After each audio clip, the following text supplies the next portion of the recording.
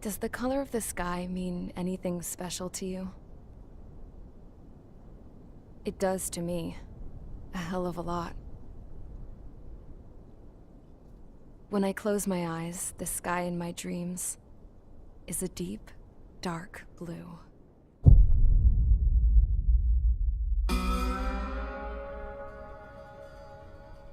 Pilots have been in my family for 4 generations. Flying's in my DNA. Even so, my grandpa didn't want me joining the Air Force. He lost faith in the Ocean Air Defense the day my dad died in battle. You know, Abby, I wish you could see what it's like up there. Cruising above the clouds, the dark blue of the stratosphere. Nothing beats being at the controls and seeing it from the cockpit. Look here. Gramps tossed a magazine over to me with an article. Unmanned fighters are no longer a dream, it read. Pilots taking to the skies will soon be a distant memory. I don't see anything good coming from that. Know what? Lying smack dab in the middle of the desert west of here, there's a bunch of planes from the last war. Some of them have been mothballed, but most of them are just rusted piles of junk waiting to be scrapped. Gramps was really good friends with the super there, so he got to take whatever he wanted, no questions asked. That's how we got the parts to build our own plane. Now, when I say we, I mean me, my grandpa, and his old war buddies. I cut my teeth working with those geezers. They taught me their skills, and some dirty jokes. But with their aging eyeballs and whatnot, I ended up having to do most of the work myself. I was at the airstrip doing some flight training when I saw it. A prototype drone.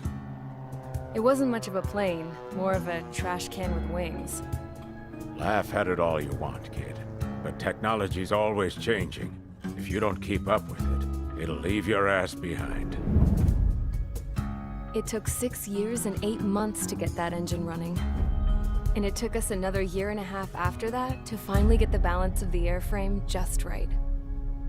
I'd gone from being a little girl to, well, still a girl, just older. But now, I was all alone. Wherever the souls of my Gramps and his pals are flying, I hope it's peaceful.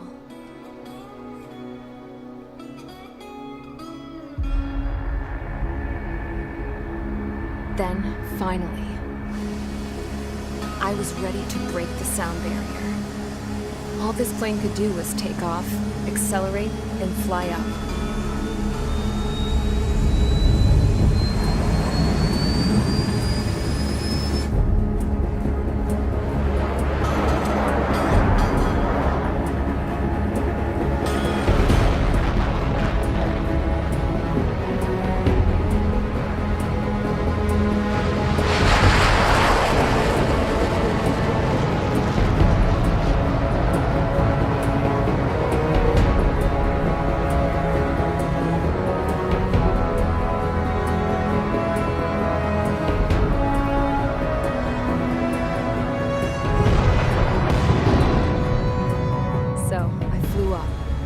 Straight up, through the clouds, higher into the sky. Dark blue. I could almost touch it. Then I saw Osia's fighters. They were tailing something. A drone. They were going full out chasing that thing. Doing 30 Gs at least. Damn, I've never seen anything move that fast. It had a rose painted on it. The Erusian emblem. But that country's a whole continent away from here. Crap. You should have put in my investment in this piece of junk. Should have built a deterrent too.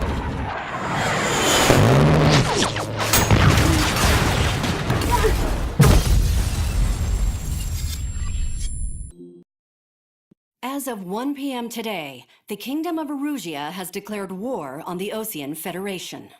As soon as the news broke out, enemy aircraft began bombing Ocean territory, causing widespread destruction. The Air Defense Force has released a statement saying this violent attack was carried out by drones. They speculate the drones were secretly transported to Osea in shipping containers and launched remotely. The Secretary of the Navy has stated that the enemy was targeting naval ports across the country. According to the Secretary, all of the nation's aircraft carriers, including one still under construction, sustained severe damage in the attacks. We have yet to hear back from the department as to the fate of Ocean carriers currently at sea. Hold on. I've just received breaking news. The International Space Elevator, which is being built in southern Usea, has been seized by the Erusian Army. Reports say former President Harling was touring the site at the time, but his current whereabouts are unknown. Our sources in government tell us it was Harling's policies regarding the space elevator that caused economic frictions in the area, and which ultimately led to this war. Located near Erusia, on the continent of Usea, the space elevator has been under construction for some time now. The Executive Office of the Ocean Federation has declared a national emergency. They have ordered all its armed forces, including Usian peacekeepers, to mobilize and make the necessary preparations to launch an immediate counterattack. Ladies and gentlemen, our country is officially at war. Stay tuned for further updates. Breaking news from ENN. Osea launched an attack on the capital today, striking Farbanti from their aircraft carrier, the Kestrel II. After a brutal battle, the Erusian Air Force successfully repelled them. During the air raid, the Ocean Air Force fired missiles at the city and managed to shoot down a number of Erusian fighters. Some of the disabled planes then crashed into residential areas. The world was screwed. 20 years ago, the Earth got slammed by an asteroid. Usea was on the wrong side of the planet and got hit. Hard. Refugees swarmed the Erusian Republic, the biggest country on the continent, plunging it into chaos. They were desperate and started a war, one they had no hope of winning. That's the war my dad fought and died in. The biggest nations from 2 continents went head-to-head, and the so-called righteous Oceans struck the deal that ended it. They fancied themselves the only nation that could bring peace and stability to the world. They even tried saving the Usians, still suffering from the disaster. That's how a space elevator, stretching way up into the sky, ended up being built in Usea, paid for by the Oceans. President Harling said he did it out of compassion for his fellow humans. But to the folks in Erusia, it looked like Osea was moving in to take over. Erusia went from being a republic back to being a kingdom. When they started this new war, they managed to get the drop on everyone. The second the declaration hit the news, Erusian forces took control of the space elevator without spilling a single drop of blood. President Harling was touring the elevator when it happened and disappeared. Then, while that was going on, the Erusian ships that were docked all around Osea released a swarm of drone fighters they had hidden on board in containers. No one thought they were capable of doing what they did that day. With pinpoint accuracy, they managed to take out everything that was military, and not a single civilian was hurt in the process. Osea pissed lots of people off with their huge military presence around the world. Erusia didn't have the same reach, but they could hit their targets faster and cleaner. And when all this was going down, I just so happened to be in my flying drag racer.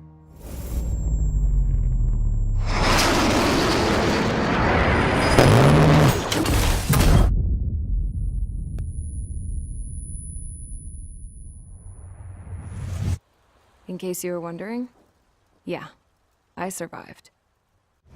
I crashed in a bombed-out Ocean Air Force base, then got arrested for breaking wartime aviation laws or some crap. The world went from being at peace to being at war, all in the blink of an eye. Princess Rosa Cassette Delete of the Kingdom of Erusia. Today, Ocean airstrikes have shattered the lives of countless Erusians. Their attacks practically leveled the school I went to. It is heartbreaking.